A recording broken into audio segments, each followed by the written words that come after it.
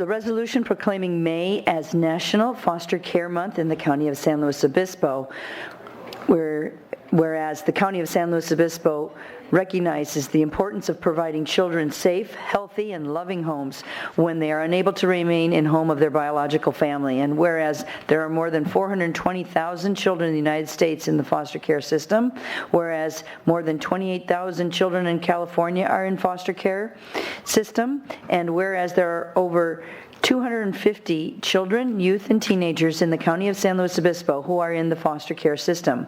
And whereas to help these children have a healthy, loving, and stable home environment where they can thrive and feel connected to a community that cares for them, and to support the resource families that provide these critical homes, the County of San Luis Obispo Department of Social Services is acknowledging National Foster Care Month to raise awareness about the need for more resource family homes in our county for local children, and join other organizations to celebrate resource families in our community.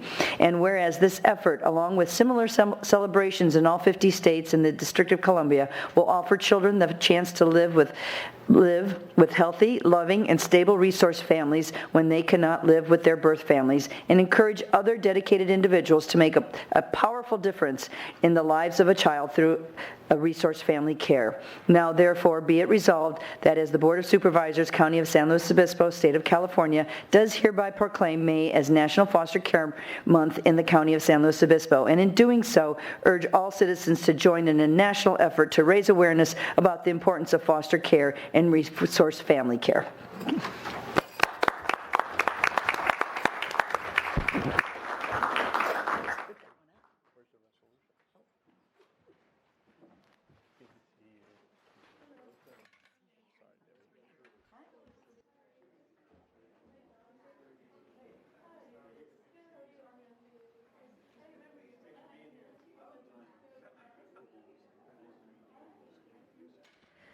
Good morning, and thank Please. you, Linda Belch, Deputy Director, Adult and Children's Services for the Department of Social Services. I want to thank you, board members, and everyone who is able to join us today to celebrate National Foster Care Month here in San Luis Obispo County.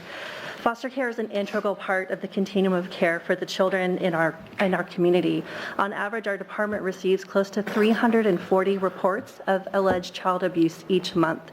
These reports are triaged, evaluated, and responded to by a staff of dedicated social workers who seek to work with the families first to address whatever safety concerns have brought them to our attention. If the children cannot be safely remain in their homes, then we do make the difficult decision to put them into foster care, where we continue to work with the families to address their needs. Families and children receive numerous services, including mental health, addiction services, parenting, anything to do with medical needs, and then, of course, help with a resource family to provide a stable home for their children to live in while the family continues to work to address their needs, and hopefully we can reunify those children with their families. As you can imagine, and as you've seen today, it takes a vast community in order to provide this service to our vulnerable children. In addition to our social workers and our support staff, the Department of Social Services would like to thank and express our appreciation to our partner agencies, Family Care Network, Seneca Kinship Center, Family Connections Christian Adoption, Pathway Family Services, Court-appointed Special Advocates, Martha's Place, Community Action Partnership of San Luis Obispo County, Cuesta College Foster and Kinship Care, the County Behavioral Health and Probation Services, and of course numerous more individuals and businesses, and most importantly our amazing families who open their hearts and homes to the children in need. I would now like to welcome Sandra Jimenez, who will share a video of some of our foster youth sharing of their experiences and the importance of foster care in their lives.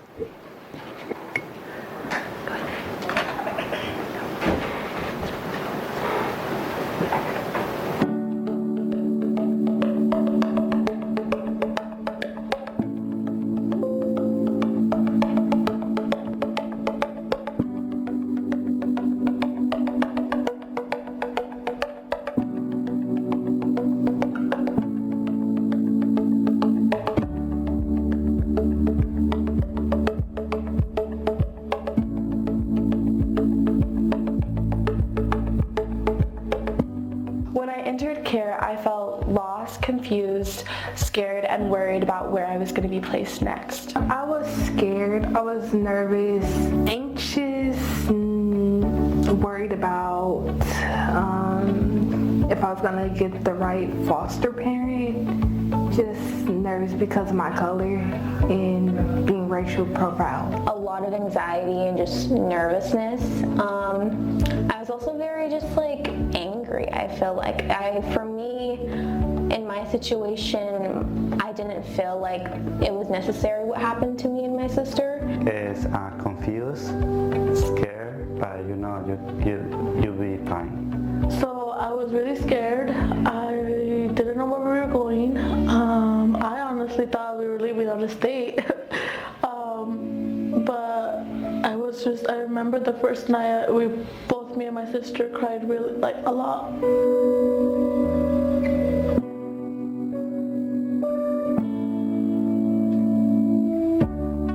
When I was gonna see my mom, when I was gonna see my siblings. For me, going into care with a sibling, I was very afraid of being separated from her. That was honestly probably like my main worry is her. Being let down, being neglected, being in the same position I was already in, my trust was very low. So just being in the same predicament again.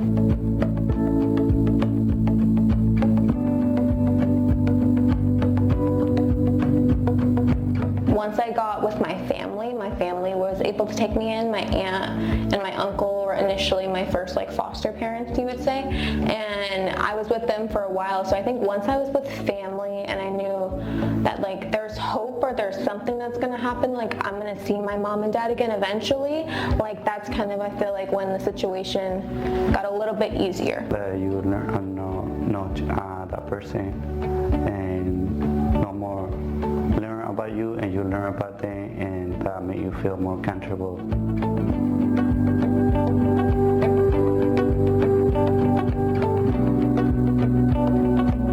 I support and able to graduate, help like emotional support.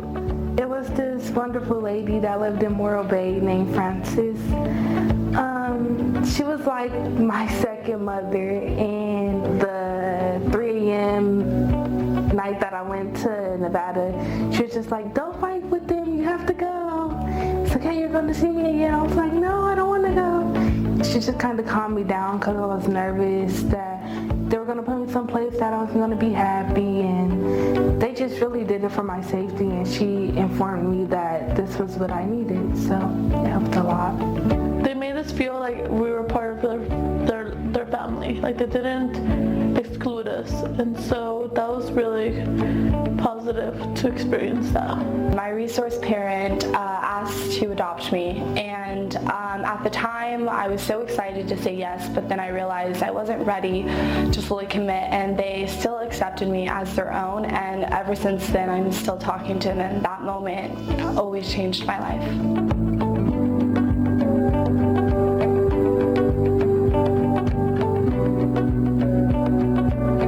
Taking on a lot, and I think just having those people that really care about children and just care about helping children in a terrible situation, and we just need more, I think, caring people in the world. It's helping a youth save their life and also helping them realize that they are worth it and they have someone to look out for them, and I feel like it's very beneficial for both because you can also connect a bond and help someone change their life for the better.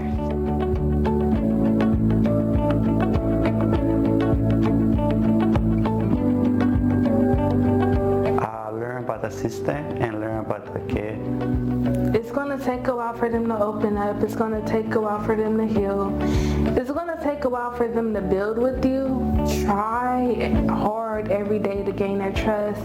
Give them their space when they need it, and don't force it. Just let it come natural. Just take a deep breath and know that if you just be patient and understand that they are growing and that they just need support, and if you just have a listening ear and being there for them, that's all they want, and all they want is just to be loved, supported, nurtured, and cared for, and in a safe environment.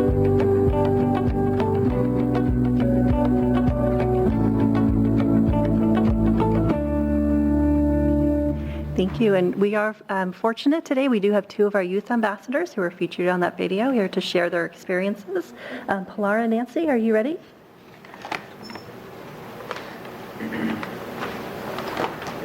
Hello there, my name is Pilar Ortega and I'm a former foster youth. Hi, I'm Nancy Perez, and I'm also a former foster youth. And we would like to come today and tell you guys thank you so much for supporting us, and thank you so much for listening to us of what we do for youth engagement projects.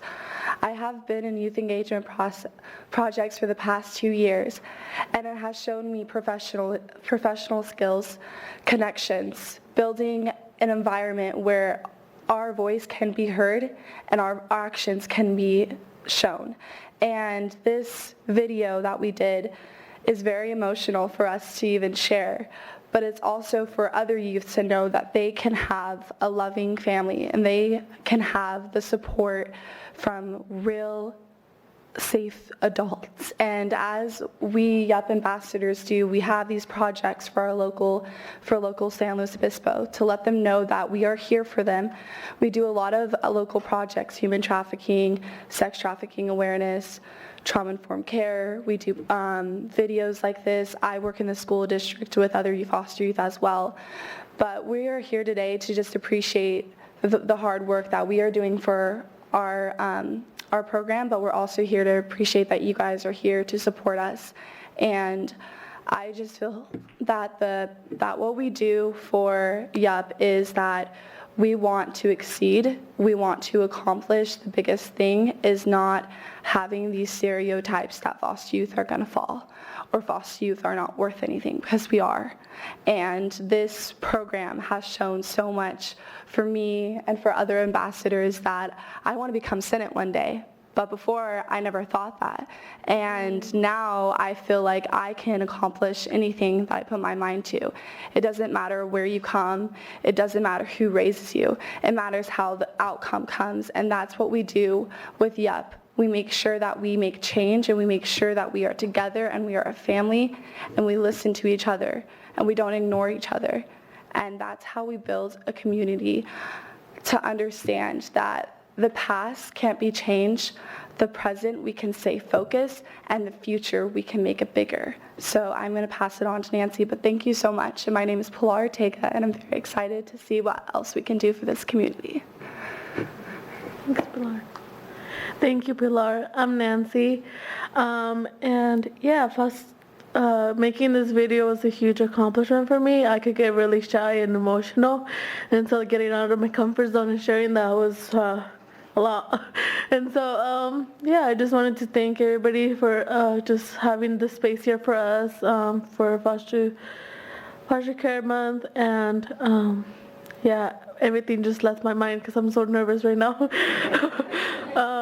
But thank you. And I've been an ambassador for 2 years, and I just turned in my application yesterday to continue another year. And so I'm excited to hopefully come in. I'm excited to see what else we could work on, so to share with all of you. Thank you.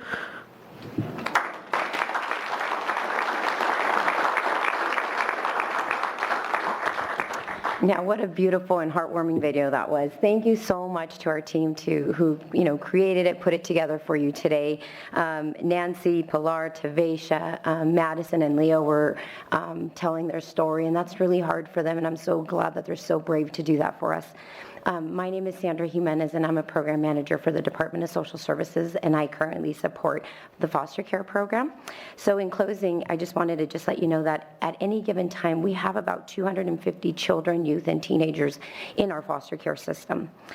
We only approximately have about 120 families that are able to care for them. So as always, our community is always serving our most vulnerable children, and the need is really great in finding a loving and caring home. So with that, I just want to say that if there's anybody here or anybody who would like to be a resource family, please visit our SLOW Foster Care website and or call our 805-781-1705 line. So thank you again for recognizing May as National Foster Care Month in San Luis Obispo County. Thank you.